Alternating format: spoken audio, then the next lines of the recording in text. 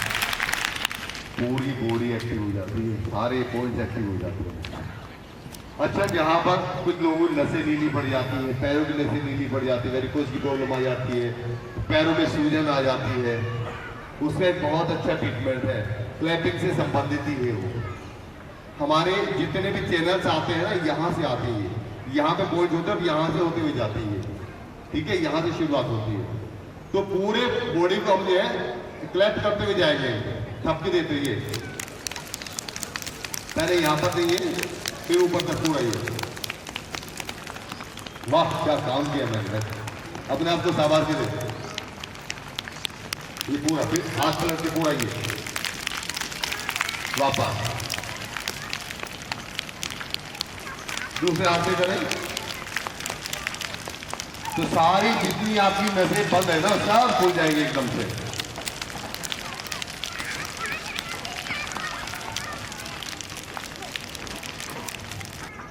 फिर आगे की तरफ, ऊपर की तरफ, आगे की तरफ, ऊपर फिर आगे, ये पूरा खींचना है। आज बच्चों की एक्सरसाइज बताऊंगा, किसी बच्चे की हाइट कम नहीं रहेगी, गारंटी है भाई। सब बच्चों की हाइट 6 फीट के आसपास तो पहुंच ही जाएगी। ये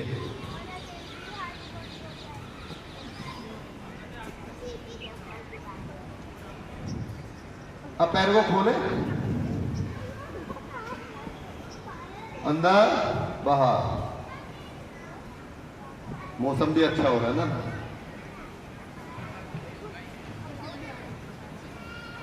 ये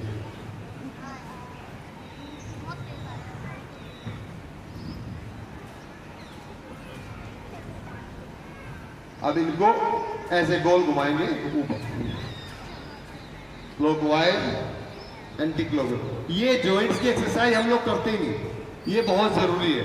देखो योग क्या है, आपको सीधी भाषा में बता देता हूं। जो क्रियाएं हम नॉर्मल वे में नहीं करते, दिनचर्या में हमारी नहीं होती, उनका उल्टा करना चालू कर दो, वो योग बन जाता है बस।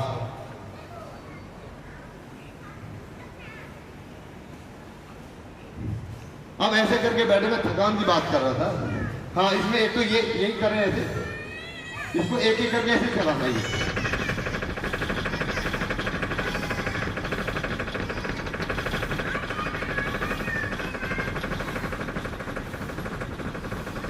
ये आपका ब्लड जितना भी नीचे गया है ना, ये वापस आना शुरू हो जाएगा बॉडी में। और जहां जिस अंग को जितना ब्लड चाहिए वहां पर जाएगा।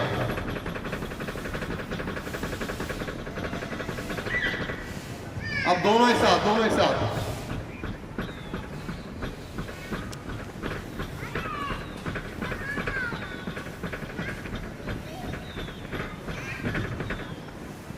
पांच मिनट करना, बिल्कुल थकान भाग जाएगी एकदम से। है हार्ट के बाद सबसे ज्यादा जो हमारा ब्लड होता है यहां पर आता है, और ब्लड को वापस भेजना है यहां से।